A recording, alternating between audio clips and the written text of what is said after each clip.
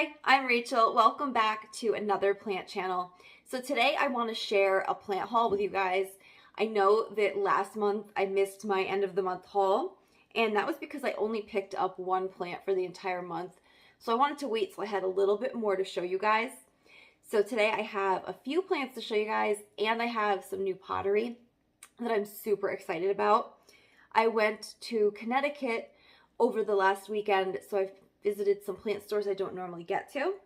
So I'm just going to get into it. I'm going to start with the pottery because this is super exciting to me. So I finally found one of these boob pots. And I picked this up at Bark and Vine in New Haven. And it's stamped on the bottom, Isaac, Peace and Love and Pottery. Now, I haven't had a chance to look into this yet, but I'm sure there's an Instagram or something where you could contact if you wanted to purchase this. And for me, this was perfect because I wanted a small one for my boob cactus. So this, I think, is like a 2.5 or 3 inch pot.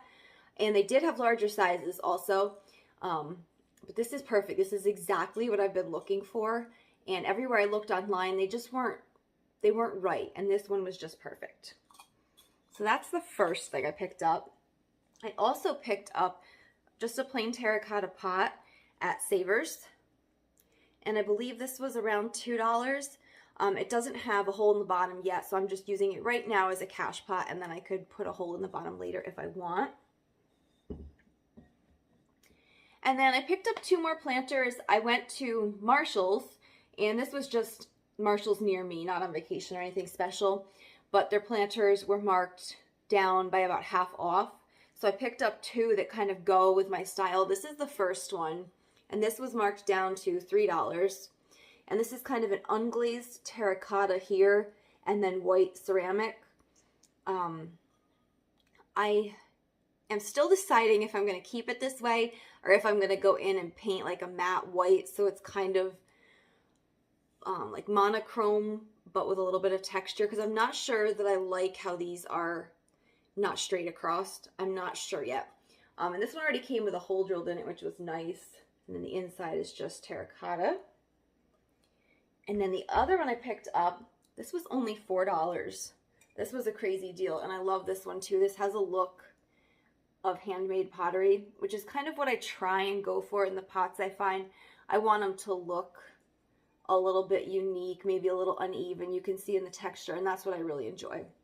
This one doesn't have drainage, but that's okay because I'm using it as a cash pot. I like to keep all my plants in nursery pots and clear pots if I can. It just makes it a lot easier to not overwater. So now let's get into the plants. And first I am going to bring out like the plant. So this is like, I don't want to say like my ultimate wish list because I would still like to try and get an Alba Monstera at some point, but this was like right up there. So this is the Ethereum Warraqueanum, or the Queen Ethereum. And I got this from Equigenera, the website. I imported this one. And I'm going to go ahead and pull it out so you can see. This one I actually was able to pot up already. The weather is a lot cooler here in New York, and I found that these actually do well when they are shipped in cooler weather. All the ones I've gotten throughout the summer, I've had to pretty much cut off the roots and rehab them, you know, just from the stump. But this guy, I put him in water for a couple days just to rehydrate it from the shock of shipping. And then I was able to pot it up. It did lose 1 leaf, which is to be expected, but it's already got a new growth point coming in there, you can see. So I'm excited to see how this one's going to do for me. And the pot this one is in, this was a TJ Maxx pot. So it's got kind of like a boho eye type design, and then it's got feet on it.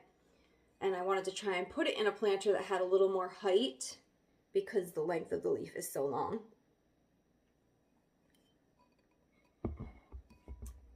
Okay, so that's the only one I ordered online. These other 4 came from vacation.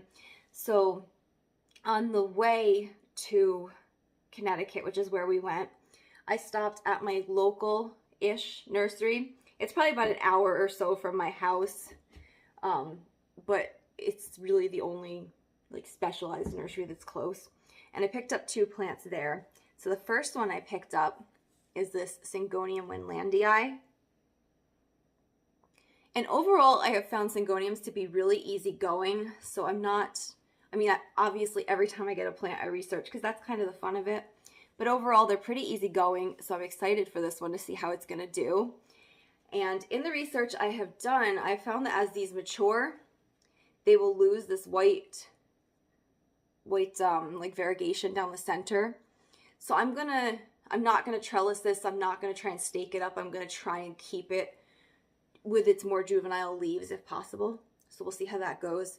And I've had to repot this one because it was very waterlogged when I got it. So these are the clear pots that I really enjoy. And I will have these linked.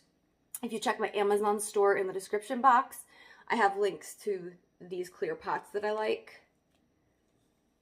And then the other one I got from there is a completely new type of plant to me, and this is a Shizmata Gladys. And I've been looking at these online for a little bit, never saw one in person, so when I saw this, I kind of had to jump on it. And this is the Shizmata Gladys Matchliana.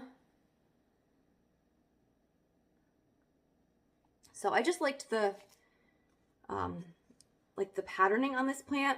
This one also was waterlogged and I ended up repotting it. I know they recommend not repotting things right away, but I kind of made a judgment call. I felt like these would root rot before they would dry out. So I went ahead and repotted. And something to pay attention to when you're repotting, this is a plant I know nothing about right now, so I've done my research. But when I was repotting, you kind of gather information, look at the roots.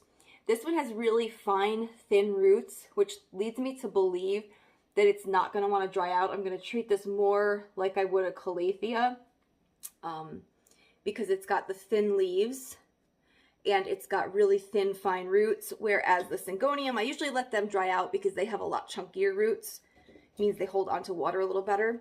So that's how I'm going to play this by ear and kind of just see if it works that way.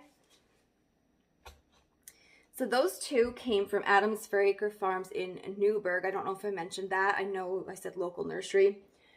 And then the other place I went in Connecticut was Bark and Vine, which you saw the little terracotta pot from there. And I picked up two plants there. So this is a Calathea Vitada. It's actually been reclassified as a Gupertia elliptica. But if you're looking for one in stores, you're going to probably most likely find it labeled as a Calathea Vitada. But just really pretty with the green and the white stripes. I love the patterns on the leaves of Calathea. And this one came from Bark and Vine. This guy was only $12.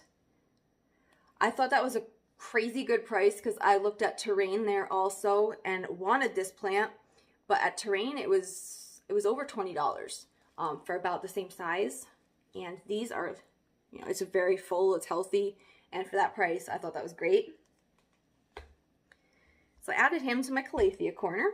And then the last one I have to show you is just a little guy. So it's this Ludicea discolor nigrescens. And this is the one that's more of like the darker leaf without the pink. So you've got the darker green leaf with just the stripe down the center.